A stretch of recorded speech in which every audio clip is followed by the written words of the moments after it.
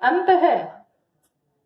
20 और 30 रुपए का विस्पर भी दे सकते हैं, कल को जीन पैंट भी दे सकते हैं, परसों को सुंदर जूते क्यों नहीं दे सकते हैं, नर्सों को वो नहीं कर सकते।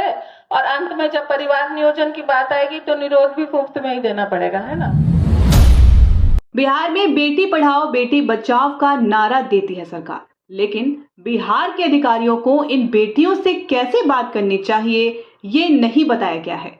ऐसा हम इसलिए कह रहे हैं क्योंकि पटना में महिला विकास निगम के कार्यक्रम में महिला विकास मंच की एमडी हरजोत कौर ने जिस तरह से स्कूली बच्चियों के सवाल का जवाब दिया है उसे आप भी सुनेंगे तो चौंक जाएंगे। बता दें, कार्यक्रम में स्कूली छात्राओं ने जब हरजोत कौर से माहवारी की समस्या के लिए सैनिटरी पैड मांग दिया तो बिहार के महिला एवं बाल विकास निगम की प्रमुख कहती हैं कि आज सैनिटरी पैड तो कल निरोध भी मुफ्त मांगोगी। कैसी नीचता है ये। सरकारी विद्यालयों में पढ़ने वाली गरीब बच्ची से ऐसे बात कैसी तानाशाही मानसिकता के लोग करते हैं। गरीब बिटिया ने जब पूछ लिया कि वोट लेते समय तो बड़े बड़े वादे किए जाते हैं, बाद में भूल जाते हैं, तो घमंडी भूरी साहिबा कहती हैं पाकिस्तान चले जाओ।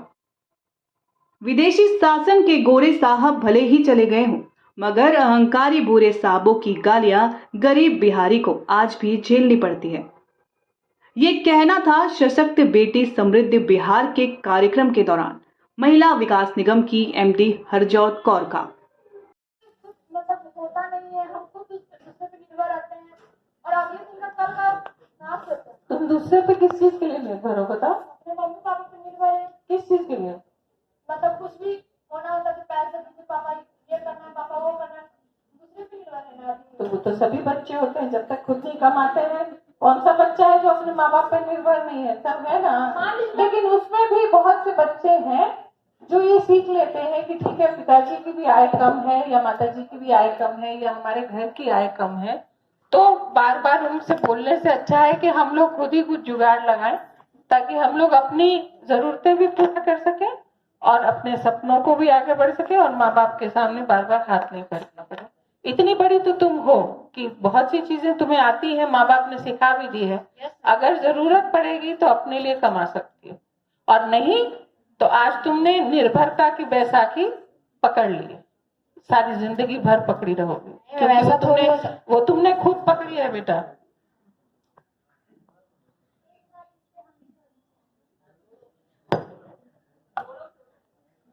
मेरा नाम रिया कुमारी है और मैं कमला नेहरू नगर पटना से आई हूँ। मैम, जैसे हर कुछ के लिए तो सरकार देती ही है, जैसे कि पोशाक का, छात्रवृत्ति, तो क्या मतलब 20 और 30 रुपये का ये विस्पर नहीं दे सकते हैं?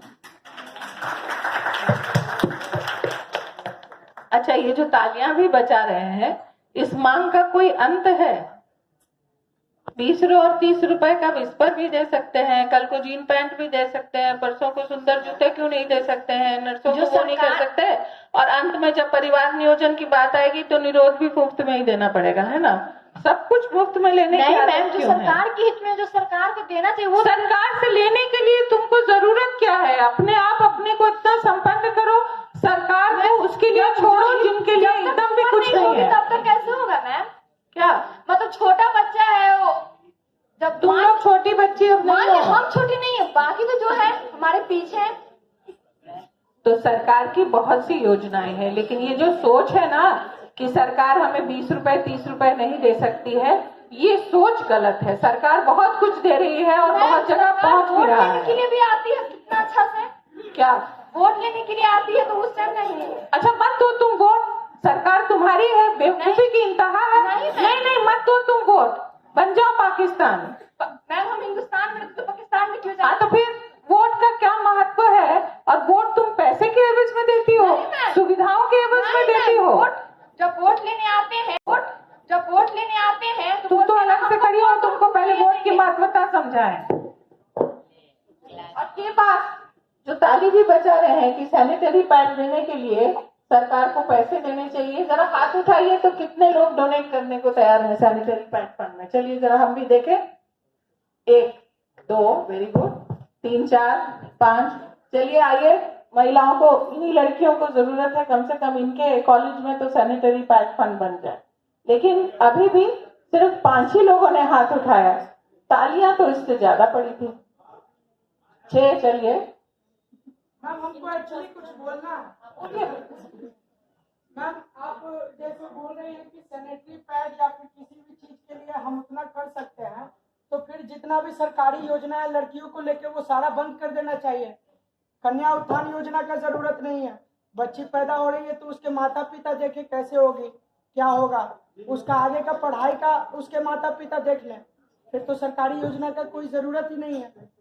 सही बात है, सरकारी योजना की जरूरत तभी पड़ती है जब परिवार अपने बाल बच्चों में भेदभाव करना शुरू करता है।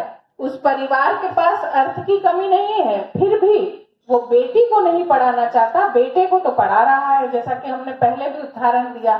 तो जो कमी परिवार ने अपनी सोच में दिखाई, सरकारें उसको सुधार करने के लिए कर रही है कोशिश।